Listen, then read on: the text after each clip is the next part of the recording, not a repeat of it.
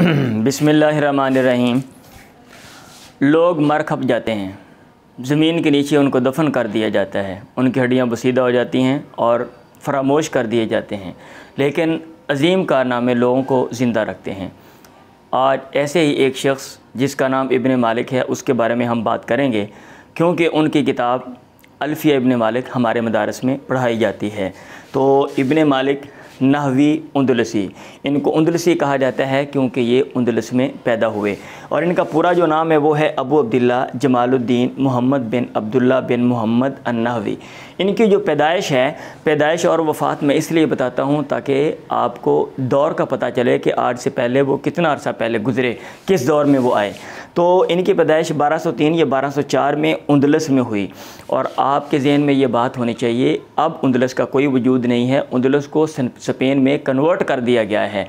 और जो मुकम्मल स्पेन है, मादी में ये उंदलस नहीं था, सिर्फ ये उंदलस नहीं था, स्पेन प्लस पुर्तगाल प्लस फ़्रांस का कुछ हिस्सा, ये सारा उंदलस पे मुश्तमिल था, और वहाँ पे मुसलमानों की अजीम सल्तनत थी। मुसलमानों ने तकरीबन 700-800 साल तक हुकूमत की, लेकिन वक़्त के साथ साथ मुसलमान बाहम झगड़ने लगे और लड़ाइयों की वजह से वो सल्तनत सिमटती गई, और बिल आखिर गरनाता में, और एक वक्त ऐसा भी आया कि गरनाता जो शहर है वहाँ से भी मुसलमानों को निकाल बाहर फेंका गया। तो ये उंदलस में पैदा हुए और वफ़ात इनकी 1274 में, और ये दिमशक में, और जो दिमशक है ये शाम का दारुल खिलाफा है। और तो शाम और उंदलस में, यानी शाम और स्पेन में जो फासला है वो तकरीबन 4000 किलोमीटर के करीब है, यानी इतना लंबा फासला तय करके ये वहाँ पे आ गए। जो उंदलस है वो यूरोप का आखिर में शहर है, यूरोप के बिल्कुल आखिर में, और जो शाम है ये यूरोप के बिल्कुल शुरू में, एशिया के आखिर में शहर है। आप दुनिया का नक्शा भी देखें, और आपको देखना भी चाहिए। इन्होंने जो असफ़ार सफ़र किए वो जब उंदलस से आए तो सबसे पहले हलब में गए। ये हलब शाम का शहर है और बड़ा मशहूर है, अलिप्पो इसको कहते हैं, ALEPPO अलिप्पो।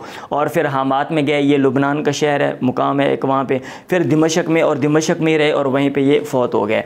इनकी किताबों में अल्फिया इब्ने मालिक, जिसको मैं जानता हूँ, वो मशहूर है, और इतनी अजीम शान ये किताब है कि तकरीबन इसके ऊपर 50 शुरूहात जो हैं वो लिखी गई हैं, और उनमें से जो मुमताज़ शुरूहात हैं वो ये हैं, शरह इब्ने अकील है, दलील सालिक है, औज़ाउल मसालिक इब्ने शाम की है, इब्ने शाम के बारे में करीब में बता दूँगा, और शरुल मुयस्सर डॉक्टर अब्दुल अज़ीज़ अल हरबी की है, और शरुल शातबी है, इमाम शातबी के बारे में बयान करीब में वज़ाहत करूँगा। अगर आप मदरसे के तालिब इल्म हैं, अरबी के तालिब इल्म हैं और अरबी ज़ुबान सीखते हैं तो आपको नाहव सरफ़ पढ़नी चाहिए, और नाहव सरफ़ में अल्फिया इब्ने मालिक आपको ज़रूर पढ़ना चाहिए, क्योंकि ये बहुत जामी अंदाज में है। और अल्फिया इब्ने मालिक पढ़ने के 2-3 फ़ायदे हैं।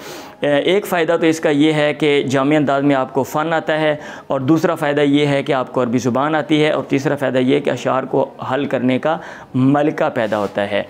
तो इसके ऊपर क्रिटिसिज्म भी है, क्रिटिसिज्म तनकीद भी है। ये अहमद अल मुकरी तिलमसानी एक राइटर हैं अल्जीरिया के, ये 1577 में पैदा हुए, 1632 में ये फ़ौत हुए, यानी आज से जो है ना वो तकरीबन 400-500 साल पहले की बात है। तो इन्होंने ये कहा हुआ है कि इब्ने मालिक ने ये जो अल्फिया इब्ने मालिक लिखा है, ये इब्ने मोती ज़वावी जो मगरब का है, अल्जीरिया और मगरब जो हैं ये अफ्रीका के मुल्क हैं, मगरब बिल्कुल आखिर में है अगर आप वर्ल्ड मैप देखते हैं।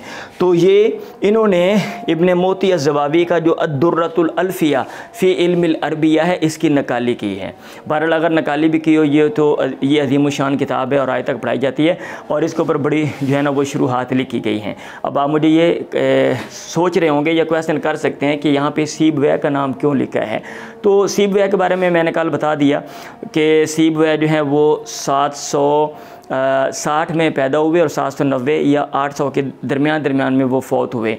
तो आपके ज़हन में ये चीज़ होनी चाहिए कि सीबवे ने इनसे पहले अल किताब लिखी थी, कितने 100 साल, तकरीबन 400 या 450 साल के करीब, ठीक है। तो इतना ये गैप है, और ये चीज़ें मतलब है एक चीज़ को दूसरी चीज़ के साथ मिलाने का फ़ायदा ये होता है, एक तो ये चीज़ें वो याद रहती हैं, दूसरा हमें ये पता चलता है कि कौन सी किताब किसके बाद लिखी गई, और उनके दरमियान जो है वो जो है ना क्या कहते हैं, क्या गैप है, और ताकि हम जब कंपैरिजन करें तो हमें समझ आए कि वक्त के साथ साथ कैसे चीज़ें जो हैं वो ऐड की गई, और चीज़ों में वुसअत आई, और चीज़ों में मज़ीद निखार और तहज़ीब और तनक़ीह वग़ैरह हुई।